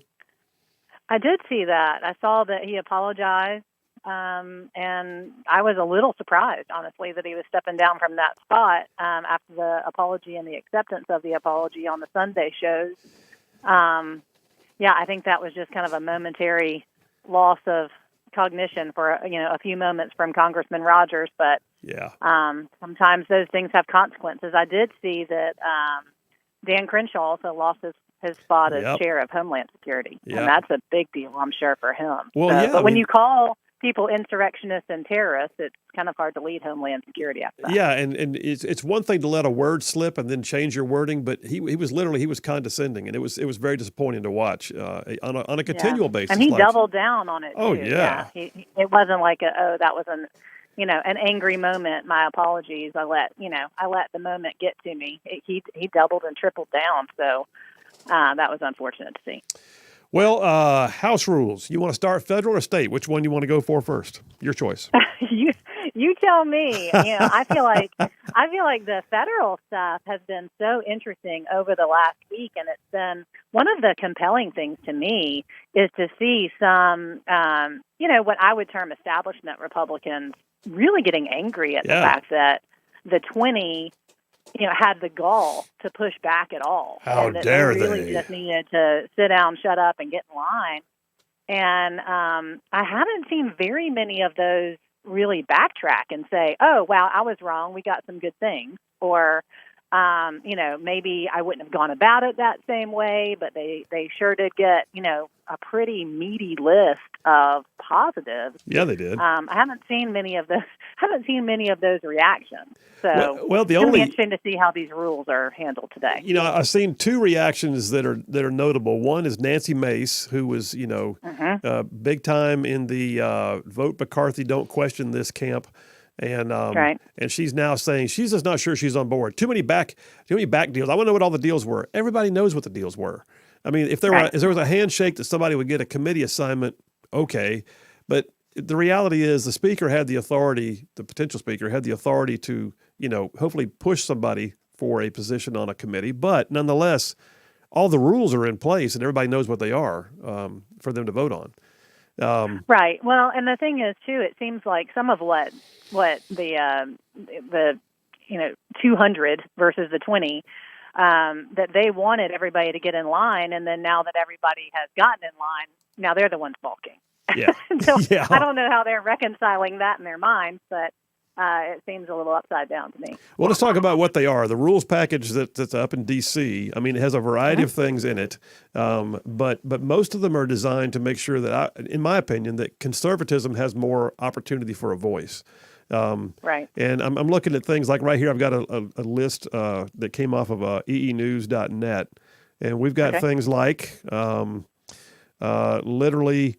Some of the stuff is like, you're like, oh, wow, I didn't know that was even a thing. Like the idea that they can put a rule in place that allows the expediting of bills that transfer federal lands back to states, because Democrats have held those kinds of things up forever out of, green energy or green policy type fears. We got stuff like you can expedite now under these new rules for Republicans the ability to offer amendments to spending bills and even fire poorly performing government employees. Right. One of the biggest concessions, and I think there's kind of a list of concessions and there's a list of rules and there's some overlap there. But one of the biggest concessions that I saw as far as the actual speaker race was that they wanted to hold pat on discretionary spending at 2022 levels. Yeah. And that's a huge victory for fiscal conservatives. And then the other was, budget, basically requiring a budget resolution to balance the budget within 10 years, which sounds like a long time, but 10 years is a lot better than, 100 years. Well, it would take 10 years anyway with the level of debt we have, but yeah. The other thing they've got, too, is a rule allowing more time to review legislation before it's called to a vote. Right, the 72 hours. Yeah. Absolutely. I wish we had that in Alabama. Well, yeah. That would be nice. But the whole Pelosi, just pass it and then you can see what's in it mantra was something that really a McCarthy-led or a Republican-led Congress shouldn't be for. Just like some of these Alabama rules that are kind of headed the exact opposite direction seem a little bit like Democrat rules, that Republicans ought not to be for. The lack of transparency, the lack of sunshine, disallowing, public notice for things. Why would we be against public notice for public meetings? Have you just switched gears and gone state on me? Well, we can go back to federal. I got a list of stuff here. You're just like jumping from one list to the next. Okay, well, don't confuse everybody. Let's go back to federal. No, but you're right. The amount of time we have, let's go ahead and jump over to state. I'm sorry. So, the state rules, and I described before you came on, I'm not sure if you heard it all, that the manner in which the House in both D.C. and in Montgomery conduct business matters. And that what we're looking at right now, there are some legitimate concerns. Several of us got leaked copies of the proposed rule changes, and I'm not real on board with some of these. Yeah, and there are several that people are pretty exercised about, and I'm not sure I'm the most exercised about the ones that others are. But the one that there are two or three that really get me. One is this 24-hour committee meeting public notice. Yeah. Now, you and I know at the end of the legislative session, everything gets put on like 2.5 speed because everybody starts, just amping it up. And so what happens at the end of the session is what really matters. The budgets are almost always at the end of the session. The most controversial bills get passed at the end of the session, sometimes even, the last day. Well, what this rule change would do would be to say, beginning on the 20th legislative day, they only have to give a 4-hour notice to have a public meeting. Yeah. So, if you're in Gadsden and you're concerned about a bill, you only get a 4 hours notice before you have to be in Montgomery to testify against a piece of legislation or try to influence it to be there on the ground. I'll be honest with you. The biggest dust up I had with a lobbyist, by the way, was when I gave a mere 24 hours notice for a public hearing. Right. On a major piece of legislation dealing with the Birmingham Waterworks. And this lobbyist was so offended because he couldn't get his witness there in time to testify against the legislation. And I said, it's 24 hours. I'm not sure what you want from me. But what we're looking at right now is 4 hours. There's no way. This would be 4 hours. And the frustrating thing is, and sometimes they'll suspend the rules and do this anyway, but that's not a good reason to do this all the time. And it's really not particularly acceptable to continually suspend the rules so that you can get around your own rules. You make your own rules, so you should stick to your own rules. And I'll tell you where and this that's part becomes of a the real frustrating issue thing too, for me. Stephanie. I'll tell you where it becomes a real issue too is when you see that bill that you thought was dead suddenly gain new life at the end of a session because they literally lulled you into a sense of complacency that controversial gaming bill or whatever it may be. It's not going to pass this year. We can't get it out. And all of a sudden, bam, that thing comes out with 4 hours notice. It's on the House floor. Next thing you know, you're moving and you don't even have a chance to even try to do much to it until it comes to the floor itself. Yeah, and that 24-hour rule, if I'm not mistaken, is how the gambling legislation was killed 2 years ago. So I don't think any of this is accidental. No, I agree. We got several other rules in here that one of which deals with local legislation, which a lot of folks don't realize that there are times when a local bill means something to a local delegation. Nobody else cares about it, but that becomes a leverage point because, I may not care that they want Sunday alcohol sales in Bruton, Alabama. It's way outside my district, but whatever. They've got their local delegation running a bill for them. And then in sometimes as a retribution and sometimes as a control tactic, someone will actually strategically put a objection on local legislation. And back home, your mayor is screaming at you, why haven't you got it passed yet? And you can't get it passed because the rule has been that one person can block local bills. Well, I get it. It's also a tactic that's sometimes very useful to help control the flow of the process when things are getting out of hand. They're moving this to potentially 11 people have to and good luck finding 11 people that are going to say, I'll block your local bills, because that's a big deal. Well, that's a big deal. And once you block somebody else's local bills, you can bet on retribution. So then that just becomes an eye for an eye and an eye for an eye again. And, then nobody's got any eyes. The problem is that for this one, to me, is that some of these rules, and this is one of them, is they're supposed to be so that local people can actually represent who they're supposed to represent, which is the people in their area. And so that's why I have such trouble with that specific one about the local bills. We don't have home rule. There are a lot of things that are considered in Montgomery that really should be local issues. But if we're going to have the system in this way, then the people who represent, that area should be the ones to have the most say on local legislation, because another one of the rules that they're talking about changing is if it's a constitutional amendment, a local constitutional amendment, it doesn't even go to your local delegation meeting anymore. Yeah. And so it's a centralization of power that makes me pretty uncomfortable. Yeah, and I guess in the final seconds here, you and I know this process inside and out. It's a little bit in the weeds. But I guess to sum it up, what we're saying is some of these rules that are being proposed in Montgomery can actually limit the amount of debate. They can disenfranchise opposition to having a chance to filibuster or help try to get a voice when they might be in the minority, but they at least want a voice. And it also, by the way, allows for some special interests to jump their stuff in there real quick and catch you off guard. And all that is bad, in my opinion. Yeah, I agree. And I think it limits the ability of just grassroots run-of-the-mill folks to be part of the process. I think that's intentional. And the other thing that really bothers me is that it seems to be trying to quiet or stifle debate. And debate is necessary. That going back to what we saw in D.C. last week, it should be passing legislation should be slow and methodical and well debated by all sides. And anything that is trying to quiet debate or disenfranchise certain people, whether or not that's the most conservative people, or in Alabama, the Democrats and the most conservative people, I'm against. It needs to be fully debated, fully vetted, and slow and methodical and like clockwork, not a top-down type of situation. Yeah, I heard a quote on a TV show once, and I thought it was great. It said, "Good public policy should be made in the bright light of day, and not in the back rooms." Amen. And that's what debate's for. Hey, my friend, that takes us past our usual time, so I appreciate you. Thanks for making yourself available to us today, and we'll have you on again soon, I'm sure. Absolutely. My pleasure. Thanks, all right, Phil. Thanks. That's Stephanie Smith with the Thatcher Coalition. You can find out more about her and her business at thatchercoalition.com. She's good at what she does, always provides great commentary. All right, Boomers, taking us to a break.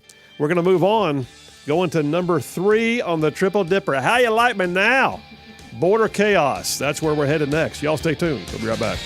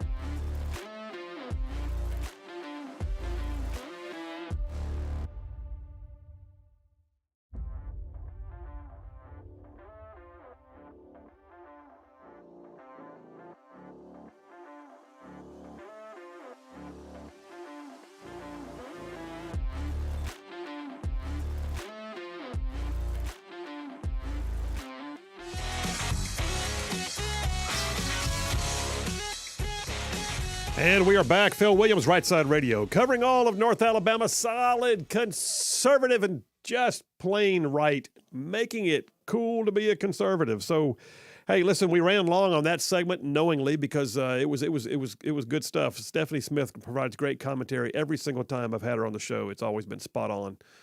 But gonna be a short segment here. Before I go too much further, though, I got to pause. I got to tell you. So if you have not been to Just Love Coffee Cafe, you're overdue, man. So let me just suggest to you, there's 2 locations in our listening area, one on Hughes Road out in Madison towards City Hall, the other on South Parkway in Huntsville down by Whole Foods. Check them out, Just Love Coffee Cafe. Now, they got a menu that'll knock your socks off. It's all kind of unique and done differently. A lot of times they cook their stuff in a waffle iron, so it comes out with this kind of texture and flavor that's really cool. But do they have great coffee? Man, yeah, they do. Award-winning dry roast, light roast, medium, dark roast. They can grind the beans fresh, make you a steaming cup of black coffee. What a great way to start the day or have a break during the middle of the day. But then Charlene calls them the treat coffees. They're cappuccinos, the espressos, the lattes. I was there one day. Travis, who owns Just Love Coffee's franchises in the Huntsville area, he taught me how to do pour-over coffee, which is actually very cool. And so I'm just telling you, they know coffee, and they do it well. Just Love Coffee Cafe, 2 locations in our listening area, one on Hughes Road in Madison, the other on South Parkway in Huntsville. Check them out. Hey, and when you're checking out, by the way, when you're actually checking out at the counter, tell them you heard about it at Rightside Radio. I get the biggest kick when they tell me that. All right. Hey, by the way, we've got plenty more coming back with the next part of the Triple Dipper. We're going to be doing the border chaos. And I don't mean like a little bit. Wow. We'll cover down on that. What happened with Biden's visit, if anything? And what's happening when he's down in Mexico? What's going on in Mexico? So, yeah, stay tuned for that one. Border Chaos, number 3 of the Triple Dipper here. We'll run the last half hour of that. And folks, I got to tell you, if there's a part of the show you've listened to and you thought, what did he say? I want to hear that again. Or, man, I got a friend needs to hear him say that. Or, a segment that Boomer and I talked about together, or let's laughed about together. Like, I'll be honest with you, last weekend, I actually went back, Boomer, and listened to the segment where you and I were talking about the Adventures in Woke World with the non-binary, indigenous queer art collective person who faked her Native American heritage. I sent that to someone Did because you really? I thought it was so funny. Well, you can find all these on our podcast. Go to our website, rightsideradio.org, and you can find that, like Boomer did, he sent it to a person. You can send these out to people if you want to, listen to them again, or just sign up to get them when they come in so you can listen to them in your car driving to work. We would appreciate it. We're somewhere like close to 106,000 or more downloads of the podcast right now. Is that where we are, Boomer? Yeah, right there. We're so close to 106. Let's hit that tonight. That'd be great. I like it. All right, there's all that. All right, we're coming right back. Border chaos. Do we have a border? We'll talk about it. Y'all stay tuned.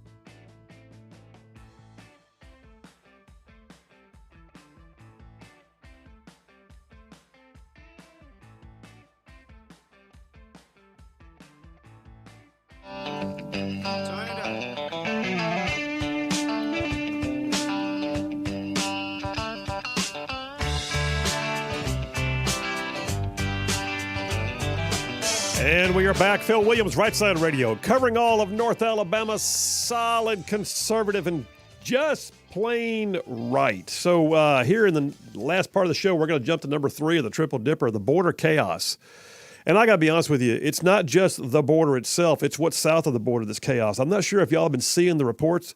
Boomer and I were talking earlier. Boomer, have you seen any of those stories at all about the chaos happening between the cartels and the Mexican government? Oh, my word. It's going crazy down there. I'm talking about Apache gunships making gun runs. I mean, it looks like Fallujah. Something about even those cartels were shooting at planes leaving the airports and stuff. I mean, it's unreal. It's mass chaos. It's one of those things you look at it and think, okay, are we that close? Charlene was talking the other day. She said that she heard one pundit say that Mexico is on the verge of becoming a failed state.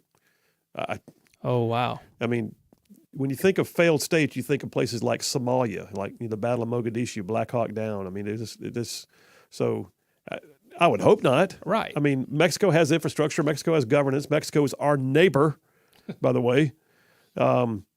But so yeah, border chaos. Down south of the border right now, there is a actual war going on between the cartels and the Mexican government. What happened there was the Mexican government in a major raid seized the son of notorious drug lord El Chapo, and he's just a punk kid. But he's part of the deity of these cartels, and so the royal family has to be protected at all costs. So the cartels are lashing out right now, and I don't mean like a little bit. Like Fox News was reporting earlier, the Mexican government has been seizing major weapon systems like 50 caliber machine guns, the M2, the Browning 50 cal, or 50 caliber Barrett sniper rifles. Wow, these are heavy weapons, and so the idea that we're seeing that kind of stuff being used on the streets of Mexican cities is significant. It also indicates the level to which the cartels have been emboldened on the southern border. And not a little bit, y'all. I mean, the Mexican cartels, they run the border. They will literally, and we've had people on here before that will testify to the fact that they'll do things like they'll stage mass migrations in one part to distract what the overworked CBP can do so they can run drugs on another part. They'll do things like, mass murders to draw attention from the Mexican government while they dig tunnels in another place. Some of the stuff they do is literally to stage in one place while they do in another place, and it's because they control the borders. I got a caller on the line, Boomer. I do. Oh, is that Allie? Allie from Athens. How are you doing today?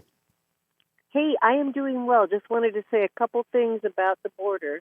Yeah. Number one, Chuck Pierce, I'm not sure if you're familiar with him, but he is a Christian believer who is most gifted when it comes to spiritual mapping. And I went to a conference on the El Paso side when we were still living in Ciudad Juarez, and what he said, and this was probably 1999, maybe 2000, he said that if the people of God do not pray and pay attention to what's going on, there will be open warfare in the streets of Juarez. Wow. Yeah. Well, that was prescient. Yeah. That was yes, spot on. Yes, it was. It absolutely was. But here's the other thing that I want to say to give hope. You have the same kind of thing in Bogota, and George Otis did a remarkable documentary on the fact that when the people of God finally got sick and tired enough of what was going on and prayed, they actually, in my view, prayed the cartel into jail. And that's a documented thing. That's not pie in the sky. So if anybody wants to take a look at the documentaries of George Otis and the power of prayer, it will encourage you. No more hand wringing, y'all. Yeah. That's good stuff, Allie. And you're right. I'm a firm believer. Prayer does change things. And scripturally speaking, too, if my people who are called by my name will humble themselves and pray, then I will hear from them and I will answer their prayers and heal their land. That's scriptural. And it is. Yeah. Thank you, my friend. Good stuff. Good stuff. You're welcome, as sir. always. Okay. Bye-bye. Calls are coming in. We'll take them. Listen, so President Biden, he made a trip to the border. Go figure. he actually realized we have a southern border. Yay! But he went down there and he went for a whole 3 hours. So now I don't think we were looking for him to have to spend the night, have to, spend days on end. But I think the Border Patrol probably would have appreciated it. And what's interesting is I've got a story right here from the New York Post. You've seen the mass migration across the southern border, El Paso being the city that has been hit potentially the hardest in terms of the masses, literally the masses of people that have just flooded, like it's becoming homeless encampments. They can't keep up with them all. Well, story here on New York Post. Headline, migrants plead with El Paso cops as they're rounded up ahead of the Biden visit. They literally cleaned the streets so the president wouldn't have to see it all. Maddening to me. Gripping video, it says, captures the moments that migrants in El Paso prayed in vain as cops rounded them up outside a local church shelter ahead of President Biden's first visit to the Mexican border on Sunday. And they're literally showing how like 150 migrants were swept off of one street. City police and U.S. Customs and Border Protection officers, it says, swept through the Texas city in the days before Biden's arrival on Sunday, clearing immigrants from a shelter at Sacred Heart Church and outside a local bus station. It says, by the way, if you've seen the videos, Google illegal immigration El Paso airport. I don't know how the airport became a place where you're allowed to camp out inside, but the hallways were lined like a homeless shelter. It says the move to round up the migrants came as Biden made his first trip to the beleaguered city on Sunday for a brief 3-hour visit before heading to Mexico. In a statement, the federal agency's El Paso office issued a statement defending the sudden roundup of the migrants. And it says they use a layered approach, and they do things. No, they didn't. They didn't want the photo op of the president's vehicles driving past encampments of illegals. That's what they didn't want. They didn't want the possibility that he could be seen in the same photo with large masses of people who got here illegally, because all they would do is use it on the next campaign commercial. If I got a caller on the line, bud, line one, Mark from Athens. Hey, Mark, how you doing? I'm doing great, Senator. Thank you, man. I got a story to tell you. Before I moved here in 2000, I was living with the company that transferred me here in a city called McAllen, Texas. Yeah. All the news right now, because the president went to Juarez and to El Paso, is about El Paso and Juarez. But I can tell you firsthand that Reynosa, Mexico, which is right across the border from McAllen, is a whole lot worse than Juarez. I did a mission trip to Reynosa a few years back, and it was something else. Yeah, and once you get out of the city, off the main boulevards where the touristy stuff is, you better watch out. Yeah, and my wife and I and my daughter at that time was 3 years old, went over to Reynosa quite regularly on the weekends. And one Saturday we went over to Reynosa and we were in the square. I don't know if you ever visited the square in Reynosa where they got the big Catholic church and all that that's really old. Yeah, I think I recall that. We were sitting in a little outside restaurant right on the square. And right across the square from us, all of a sudden, 3 Humvees come flying into the town. Guys with black outfits on, black masks, black hats, jump out. Wow. And sitting in a restaurant there on that side of the square was the city mayor from Reynosa, the chief of police, and the lieutenant governor, so to speak, of Mexico, sitting outside having lunch on a Sunday afternoon. And they got out with machine guns. I don't know what weapons they were. I couldn't really see, so I couldn't say anything. I just know it was rapid fire and wiped out all of them at one time. You can Google it and look it up. Wiped out all of them, the mayor, the chief of police, and the attorney general, or the lieutenant governor, and there was 2 other guys that were real important people that the cartel was mad at. They wiped them all out right there and then drove right out of the town. That's amazing, man. And, you hear that kind of stuff, and it's like, okay, that's on our southern border. By the way, McAllen and Reynosa, you can see each other from there. It's like the only thing in the way is a wall. And it's not like Reynosa and El Paso. I mean, Juarez and El Paso. You have to drive a little bit once you get over the border from El Paso to get into Juarez. Yeah. Oh, my gosh. Reynosa is right there. I mean, Reynosa is probably one of the largest cities in Mexico. What year was that incident you're talking about that you witnessed? I believe it was 1999. Wow. I believe it was 1998 or 1999. Well, it ain't no better right now. That was when, I don't remember the president then of Mexico, but he was cracking down on the cartel with, I believe it was Bush. That was Vicente Fox, wasn't it? Yes, Vicente Fox. That's correct. He was cracking down on the cartels with Bush. Yeah. And that's when the cartel, they came in and they swept that Reynosa hierarchy out in one blow right there in downtown Reynosa on the square, right in front of everybody. They didn't care who was there, who got hit, nothing. Well, it was just bunch of men in black and all dressed in black with black face masks and hoodies and everything on, and they jumped out and just started opening fire out of those Humvees. Then they jumped in them and drove right out. I tell you what, man, that's a memory I wouldn't want to have in a civilian non-war environment. It was scary. Hey, Mark, thanks for the call, man. You bet. Thank you, Appreciate Senator. you. Absolutely. Golly, can you imagine? I mean, you're taking your family over there to have a bite to eat. You're sitting in the square and you watch the murder of the entire leadership of the area. That's unreal. I'm telling you, folks, and I don't know that we're going to be able to do justice to this entire segment here because, I mean, it is so maddening to me that it took the Republicans taking charge of the House before Biden would make a trip down there. By the way, if you haven't heard, his statement made a story here on January 8th, yesterday, by Fox News. Republicans have not been serious about this at all, President Biden said this a couple of days ago. Said, I wanted to make sure I knew what the outcome, or at least the near outcome, was of Title 42 before I went down. We don't have that yet, so I had to operate. I don't like Title 42, but it's a law. I had to operate within it. So what he's saying is, well, I've been holding out to watch how things develop before I went on down there. That's ridiculous. That's maddening. That's not true, by the way.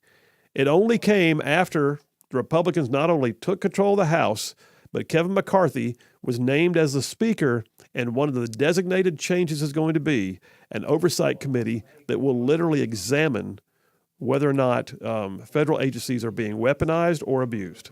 That's just where we are. Boomer, if I'm going to get that call, I got to get it now, man, before I hit the break. So let me just go ahead. Is that Grandma Wanda from Coleman? Grandma Wanda, how are you doing? I'm doing great. And I tell you what, the Holy Spirit is working today. I just got back into my room just in time to catch the last of the lady's comment. I'm going to try to find the podcast because I know it was great. But she told about a documentary. She said about praying people into jail, praying the cartel into jail. Can be done. And she said that a documentary I wrote, George Otis and the Power of Prayer. Is that right? You know what? I believe it was, but it was Allie from Athens. And Allie, why don't you text us if you could with the documentary name, and I'll announce it before the show's over, Grandma. But yeah. Thank you for telling me. I did not get her name. What was her name? It's Allie, A-L-I. Allie from Athens is our one of our regular callers, and she's the one who called in. And now that you said that, I don't recall the actual name of it too, but I'll get her to text back in and tell us what it was. Okay. Okay, because I'm going to hear that, and I want to tell you, here several years ago, the Lord showed me He is moving amongst the Latinos. There's TBN has just started a whole new branch called TBN Salsa for second generation Latinos in this country. They were on fire for the Lord. There is a movement, a strong movement in advance of this influx of Spanish-speaking people. God is ready for them. We pray for them. They came to America. They will find Jesus in America. There you go. There will be a revival amongst the Latinos. Hey. Samuel Rodriguez he's the leader of the Christian Coalition between, I don't know his title, but look up Samuel Rodriguez and TBN Salsa, and you'll find the Lord has paved the way for this, and we can pray for these poor people. And that's... Did we lose you? I believe the Lord is going to meet them in America. Well, Grandma, we love you. Got to run to a break. You were so right, and thank you so much. We appreciate your heart. We appreciate you. Thank you much. That's good. And Allie from Athens, if you heard that, we need to know what that documentary was so I can announce it. All right, folks, I am running out of time. Boomer, I ran late. You better get me to a break, bro. Don't just play the music real quick. Go. All right, folks. Phil Williams, Rightside Radio. Y'all stay tuned. We'll be right back.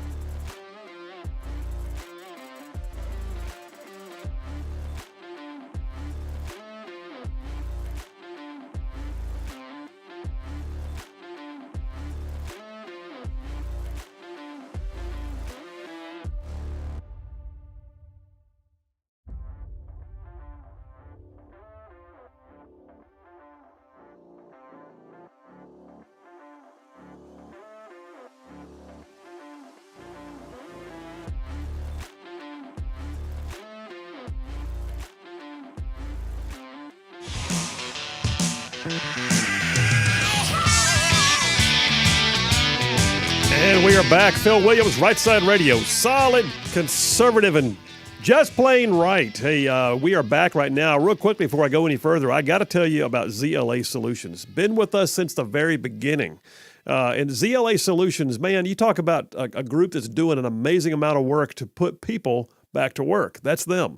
ZLA Solutions, they've got a lot of business end solutions they can bring to bear. They can do things like, logistics and warehousing and your sorting and containment, your quality control, all that kind of stuff. But their bread and butter, man, is staffing. It's putting people to work. So if you're an individual looking for a job, go to their website, zlausa.com. They've got great jobs posted all over the northern part of our state. Big name employers, good wages. So check that out. But if you're also an employer and you need to fill out the ranks of your workforce, like could be onesies and twosies with special niche kind of skills, or it could be a whole shift of people. It doesn't matter. Blue collar, white collar, no collar. They'll take care of it. And by the way, they can do the recruiting, the background checks, the drug testing, and get you outfitted with the right people at the right time for the right job. ZLA Solutions. You can find them at zlausa.com. There you go. Hey, listen, Grandma Wanda called in. Grandma, if you're listening, I called Allie during the break. That documentary, we believe, was called Transformation, and it was by a guy named George Otis. So if you're looking for that, you can text George Otis documentary Mexico and probably the word transformation. You should find it. Allie highly recommends it. And Grandma, thank you for your call. Listen, I did not even get to do this justice. I may wind up doing the border again tomorrow based upon whatever happens with Biden's trip down to Mexico. But yeah, I mean, he literally goes into the notion that he was just waiting to see how Title 42 was going to work out before he went down to the border. 4 million people plus have crossed the border since he took office. Literally, we're talking about 7,000 to 8,000 per day. And he's just now decided, I think I might need to go down there. Couldn't have anything to do with the fact that the GOP just said, hey, we're in charge now. By the way, we're setting up a committee that you're not going to like where we're going to review this kind of thing. Oh, yeah. Oh, never mind the fact that Representative Mark Green, a member of the Freedom Caucus, just became the chairman of the House Committee on the Department of Homeland Security. Huh! How's that going to work? So Biden went down there. He stayed for 3 hours.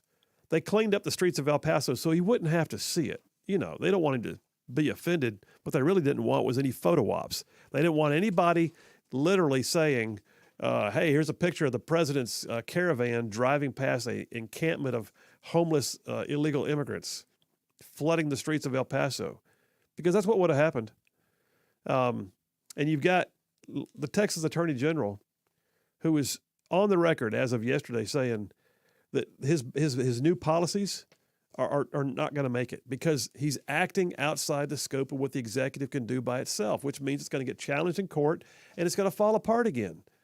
And so literally, here's what Biden's plan is. After all this time, he's going to wind up, allowing up to 30,000 asylum claimants a year. And, oh, by the way, he's also going to wind up, sending back people from Haiti, Cuba, Nicaragua, Venezuela. What? How about all the other countries that are flooded? How about Costa Rica? How about Colombia? How about Honduras? How about, we're getting Africans who are coming up. We're getting people from the Dominican Republic. Folks, I'm just telling you, this is laughable. But that's his plan. He's going to do selective returns. He's going to do alleged amendments to the manner in which you can apply for asylum. And we're going to see what happened.